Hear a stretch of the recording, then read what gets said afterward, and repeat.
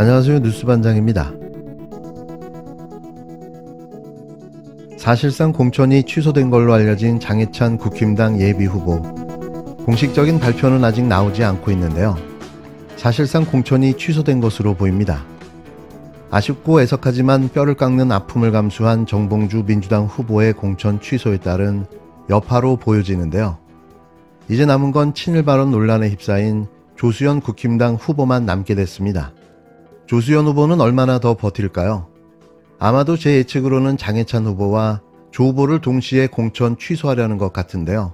민주당의 정봉주 후보 공천 취소라는 초강수에 국힘당도 어쩔 수 없는 선택을 해야 하는 분위기에 몰린 겁니다. 최근에 여당의 꿀지역구인 부산 수영구에서 공천을 받은 장해찬 전 최고위원의 가장 놀라운 것은 대부분의 발언이 작년 이맘때쯤 있었던 국민의힘 전당대회에서 이미 소개되고 발굴되었던 발언이라는 것입니다. 그 당시 전당대회에서 당원 100% 선거를 진행하면서 대통령을 결사옹위한다는 이유로 묻지마 투표를 하도록 유도했던 소위 조직동원 선거, 그게 바로 여당이 지금 어려움을 겪는 이유입니다.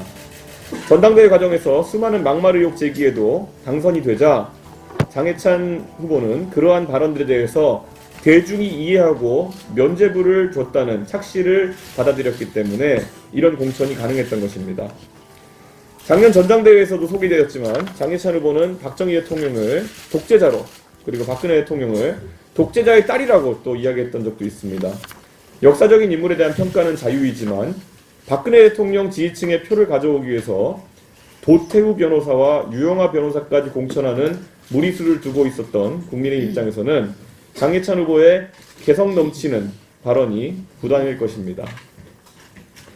국민의힘 공천관리위원회에서 이런 공개된 내용들에 대해서도 검증을 제대로 하지 않았다면 지난 전당대회 기간에 꾸준히 제기되었던 장해찬 후보의 학력과 병역에 대한 내용도 충분히 검증하였는지가 의문입니다. 전당대회 기간 중 제보가 쏟아졌던 기억이 있습니다. 조국 사태가 보여준 것처럼 젊은 세대가 민감하게 받아들일 수밖에 없는 지점이기 때문에 철저히 검증했기를 바랍니다. 장해찬 국힘당 후보의 공천이 사실상 취소된 것으로 알려졌습니다.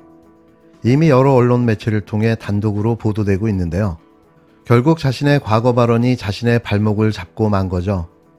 이제라도 자기 반성과 성찰을 하며 제대로 된 삶을 살아가길 바랍니다. 그리고 두 번 다시는 정치판을 어슬렁거리지 않았으면 좋겠는데요. 자기가 하고 싶다고 되고 싶다고 다 되는 건 아니지 않을까요? 사실 이번 장해찬 후보의 공천 취소는 그가 더 많은 문제가 있다고 판단을 내린 국힘당 공천관리위원회의 결정인데요. 미처 조사하지 못했다 뒤늦게 밝혀진 새로운 사실들이 추가된 겁니다. 저희들로서는 무척 아쉬운 결정인데요. 선거 중간쯤 터져나올 문제가 국힘당을 더 흔들어 놔야 하는 바람 때문입니다. 아쉽지만 이로써 국힘당의 폭탄 하나가 제거됐는데요. 하지만 정작 제일 큰 폭탄은 윤석열과 김건희, 한동훈인 거죠. 12년 전에 페이스북에 남긴 글들로 인해서 국민들께 심려를 끼쳐드려 진심으로 사과드립니다. 의기소침한 작고 떨리는 목소리로 읍소했지만 그것뿐이었습니다. 부적절한 과거 발언이 줄줄이 소환되고 있는 국힘당 장해찬 후보가 15일 긴급 기자회견을 열고 고개를 숙였습니다. 일제 옹호 발언으로 논란을 빚은 조수연 후보는 광복회를 찾아 큰절로 사과했는데요. 아주 생쇼들을 하고 있는 거죠. 당내에선 막말 논란이 총선 악재로 번질 수 있다는 우려가 커지고 있습니다. 선거 캠프 개소식도 취소하고 장해찬 후보가 긴급 사과 기자회견을 열었는데요. 그는 아주 몹시 불쌍한 척하려 애를 썼습니다. 장 후보는 여당 텃밭인 부산 수영구에 공천을 받았지만 당교를 즐기더라도 전문성이 있으면 인정받아야 한다는 옛 발언이 알려지며 논란이 시작됐는데요. 이후에도 서울 시민의 교양 수준이 일본인 발톱의 때만큼이라도 따라갈 수 있을까? 식용을 제외한 지구상의 모든 동물이 사라졌으면 좋겠다며 동물병원을 폭파하고 싶다. 심지어 지역구 부산을 비하하는 듯한 발언까지 줄 소환되고 있습니다.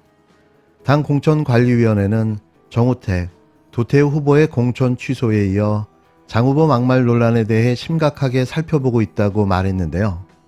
장 후보는 윤석열 대통령 대선 캠프 1호 청년 특보로 대표적 친윤 인사로 꼽힙니다. 지난해 대통령 네덜란드 순방에 동행했고 공천 후에는 직접 축하 전화를 받았다고 공개하기도 했는데요. 대통령과의 관계가 장 후보 거취 결정에 변수가 되고 있다는 해석 속에 당내에선 비판이 커지고 있습니다. 김재석 국힘당 후보는 수도권 선거를 굉장히 어렵게 만들 거라고 저는 생각한다고 말했고, 변절자 이상민 국힘당 후보도 저런 행태 때문에 국힘당 다른 후보들한테도 피해를 주는 거 아니겠냐며 장 후보를 비판했는데요. 또 구한말보다 일제 강점기가 더 좋았을 수도 있다는 발언으로 비판을 받은 조수현 후보는 광복회를 찾아 큰절을 하며 사과했습니다. 어떻게든 공천을 유지해 국회의원을 해보겠다는 이들의 악정고투가 애잔하게 보이는데요. 이런 자들을 꼭 공천해야 할까요? 이찍을 이찍이라고 했다며 매번 발끈하는 이들이 아무 말 대잔치와 친일 망언을 한 이들을 왜 가만히 보고만 있는 걸까요? 이런 자격미달 함량 부족의 후보들이 국회의원이 된다면 그 자체만으로도 국민을 기만하고 우롱하는 일이 될 텐데요. 시간 좀 그만 끌고 빨리 사퇴하든지 빨리 공천을 취소하든지 정리하시기 바랍니다. 더 봐줄 수가 없는데요. 왜 국민들이 매일같이 장해찬 후보의 과거 발언을 들으며 기분이 상해야 하는 걸까요? 빨리 치워주시기 바랍니다. 끝으로 매일같이 특정 정치 세력의 입장에서 어거지 주장만 내세우고 있는 척척이 진중권도 이런 말을 다 했는데요. 당장 황상무 수석을 잘라야 된다는 겁니다. 압류, 잘라야죠. 어떻게 이런 자가 대통령실에 앉아있을 수 있는 거죠? 정말 헌정사상 이런 정권은 보다 처음 봅니다.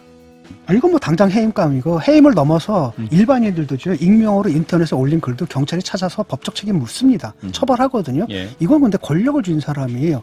백주 대낮에 언론인들 향해서 또 지목해서 얘기했거든요. 이거는 그 경찰에서 당장 수사에 들어가야 됩니다. 법적 처벌을 받아야죠. 실제 뭐 거기 그 자리에 참석했던 사람으로부터 얘기를 들었었는데 예. 일단 분위기는 뭐 나쁜 분위기는 아니었다.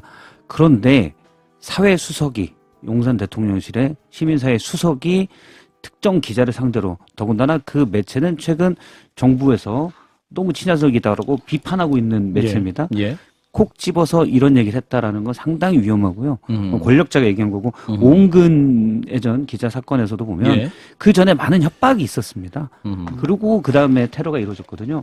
그런데 그걸 얘기한다는 거는 듣는 사람에서, 그 해당 기자뿐만 아니라 다른 기자들도 다 이건 협박이라고 느낄 수가 있고 위협을 느낄 수가 있습니다. 그리고 제가 더 문제 삼는 건 한동훈 위원장이 이 부분에 대해서 언급한 게 있습니다. 예. 맥락이나 경위를 잘 모르지만 발언을 보면 부적절한 것 같다.